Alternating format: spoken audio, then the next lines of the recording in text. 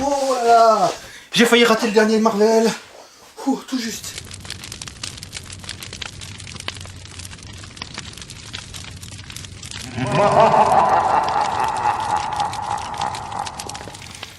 Bonjour et bienvenue dans cette nouvelle critique à chaud, critique du film Black Panther, le dernier né des studios Disney Marvel qui complète le Cinematic Universe de Marvel, le MCU.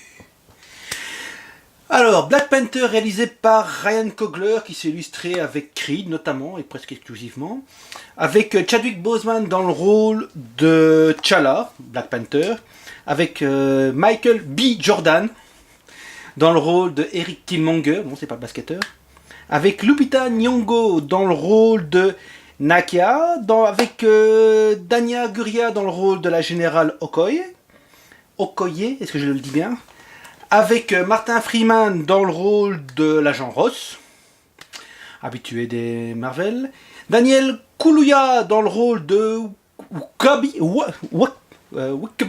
désolé je le prononce mal, je le dire tout de suite, je prononce mal.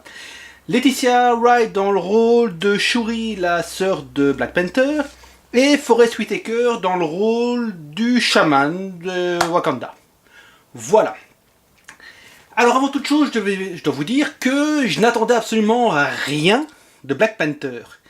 C'est un personnage qui m'intéresse que moyennement, enfin Pantherman, dans la version comique, comme elle nous était livrée à l'époque. Eh oui. Et Pantherman, j'aimais bien, mais sans plus, je le trouvais sympa, avec son histoire, qui est assez différente dans le sens où, si je me rappelle bien, mais là, ne vais pas me fier avec ça, dans l'histoire dont je me rappelle, dans un gros bouquin Pantherman, le jeune T'Challa avait vu son père mourir des mains de Klaue, et avec sa Force Sonic qui arrive à voler à Klaue, explose la main, enfin l'autre main de Klaue, qui devient Klaue, le maître du son, avec une espèce de canon à son à la place du bras. Mais ici, on suit les aventures de Black Panther dans les événements qui suivent de très près, c'est genre 2-3 jours après à peine, la fin de Captain America Civil War. Donc T'Challa devient roi, parce qu'au début du film, T'Challa va finalement être couronné. On en apprend beaucoup plus sur le Wakanda, sur les 5 tribus qui forment le Wakanda. Le fait que T'Challa devienne roi devient une cérémonie où il y a un défi qu'il doit relever pour pouvoir rester roi. Et dans toute cette histoire, il y a des tensions entre les Wakandais, en fait, entre les différents clans Wakanda, où certains veulent plus s'ouvrir au monde, mais pour le dominer, et ceux qui sont beaucoup plus protectionnalistes, comme T'Challa, justement, qui veut essayer de protéger son peuple. Et arrive comme un chien dans ce joli jeu de quilles, Klaue, qui est surtout Killmonger, qui, je ne vais pas spoiler qui il est, mais bon, à part qu'il est de sang royal, voilà, pour pouvoir affronter le roi et lui proposer un défi pour devenir roi. Et tout va tourner autour de Killmonger, le personnage donc de Michael B. Jordan, Eric Killmonger, ses motivations, etc. Et ben j'ai bien aimé, parce que c'est un bon film simplement, et c'est même mieux qu'un bon film, il est mieux que les derniers Marvel que j'ai vus, qui étaient très sympas, mais ici il se focalise sur des personnages, et pas seulement T'Challa et Killmonger, ni même Klaue, il y a tout un panel de personnages qui sont assez intéressants et qui se développent bien, comme Ross simplement, qui joue un rôle important dans ce film, l'agent Ross, qui va vraiment découvrir tout l'univers du Wakanda et tout faire pour l'aider finalement, avec la sœur de T'Challa, qui est pendant un bon moment le comic relief, parce qu'on est dans un Marvel, donc il faut quand même du comique. Mais cette fois-ci, c'est un comique intéressant. C'est pas du comique loufoque. C'est pas vraiment des blagues à la con. Il y a 2-3 blagues très pointues, des petits trucs sympas, comme quand T'Challa tombe face à son ex et où la générale de son armée lui dit surtout si tu la vois ne frise pas sinon tu vas te faire descendre par les autres, et bien sûr il s'arrête et il dit oui il a frisé comme une antilope devant des phares, juste pour foutre de sa gueule mais gentiment. Donc c'est des petites blagues comme ça, pas énormes, c'est pas puéril non plus, c'est des petites touches d'humour très sympas. Donc il n'y en a pas trop et c'est bien disséminé, c'est bien dosé. Cette fois-ci c'est de l'humour qui m'a vraiment plu. Je parlais des personnages, donc on a Nakia, la petite amie, enfin la petite amie, l'ex, la petite amie, il va savoir, de T'Challa, du roi, de Black Panther. Okoye, donc la générale de l'armée du Wakanda, qui est un personnage vindicatif, respectant les traditions, mais qui quand même essaie de réfléchir, qui s'intègre bien. Franchement, c'est un bon personnage. J'aime beaucoup ce personnage d'Okoye d'ailleurs. Okoye, le général des armées, est vraiment un personnage qui m'a pas interpellé, mais qui est le personnage qui pour moi évolue bien dans le film, qui a vraiment un personnage intéressant, qui a des valeurs, qui a une esthétique de vie, qui a un franc-parler, mais qui a surtout, qui veut respecter ses valeurs de loyauté, mais surtout humaine. C'est un bon personnage, j'aime bien ce personnage-là. On a Okabi qui est juste... qui est pas mauvais comme personnage, mais voilà, c'est un petit peu extrémiste. Et c'est d'ailleurs... c'est voulu. Parce que tout le film tourne autour de ça, de l'extrémisme. Donc c'est un film qui s'ancre dans une certaine réalité, qui s'ancre dans notre réalité, avec les attentats, avec les machins, avec... etc. Et ici, le film de Black Panther tourne autour de ça. Tourne autour de ces aspects propagande, de ces aspects comment essayer de retourner les gens les plus faibles, qui sont qui ont peut-être le plus souffert, et qui vont devenir beaucoup plus faciles à agripper et à mettre dans ce carcan terroriste. C'est bien fait.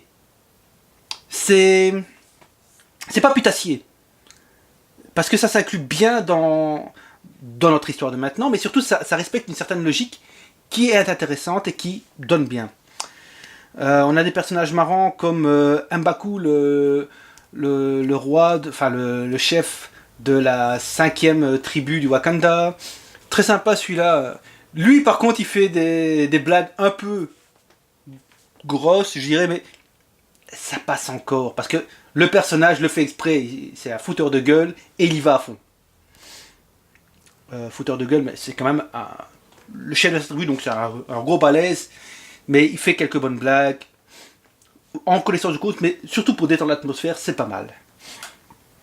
Alors, visuellement, c'est franchement pas mal, parce que ce soit, principalement, tout se passe principalement dans le Wakanda, faut bien s'en rendre compte, mais ça donne très bien.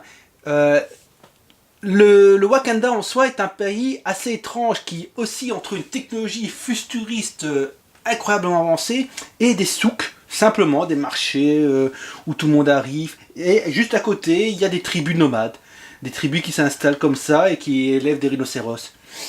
C'est un melting pot assez étonnant mais qui passe bien. J'ai bien aimé la musique parce que il y a quand même du hip-hop, du rap, etc. Mais les chants tribaux, les musiques tribales sont tambour, etc.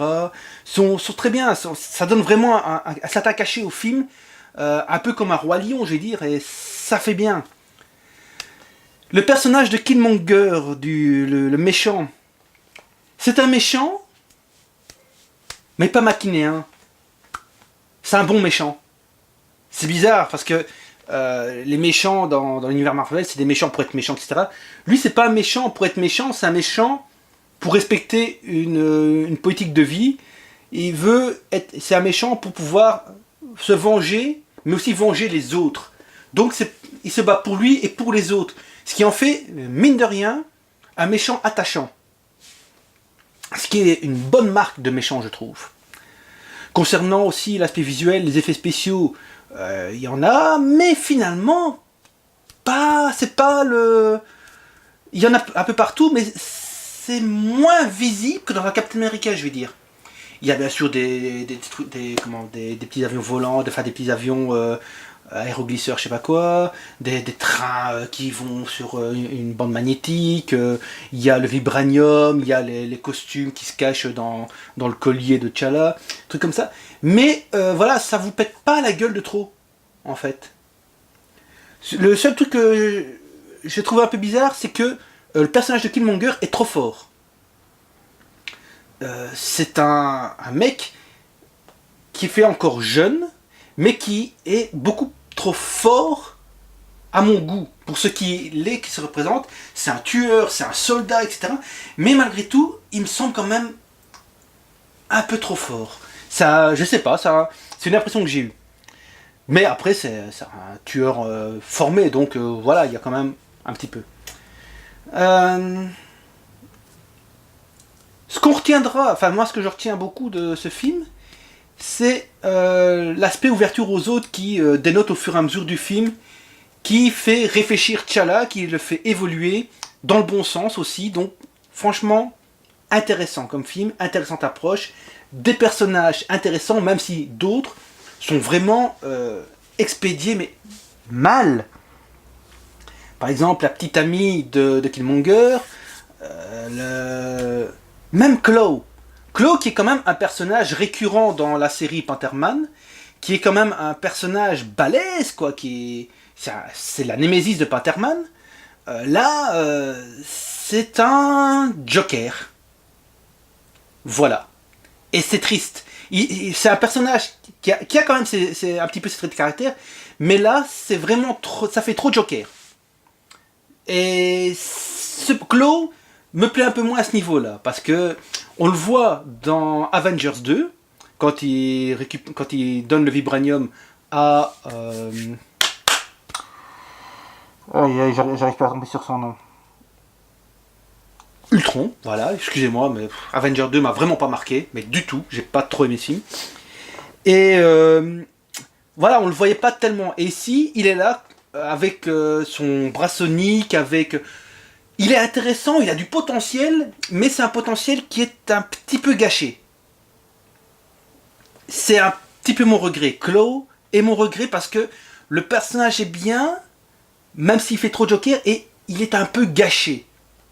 Mais bon, ça n'enlève rien sur la qualité du film, qui vaut le coup, qui apporte quelques messages, et qui me semble beaucoup mieux, d'un point de vue justement message et caractère, personnage, que les 6-7 derniers Marvel, au moins, si pas plus. Donc voilà, j'ai bien aimé Black Panther, je vous conseille d'aller le voir, c'est un bon film. Allez-y avec l'esprit ouvert, parce que voilà, on y parle un petit peu de terrorisme, on y parle de racisme, on y parle de féminisme, non pas vraiment, même si peut-être un minimum. Mais voilà, c'est un bon film avec des bons messages qui s'ancrent dans une réalité que l'on comprend facilement et qui nous touche personnellement, surtout en ce moment. Donc voilà, bon film, allez-y, à la prochaine.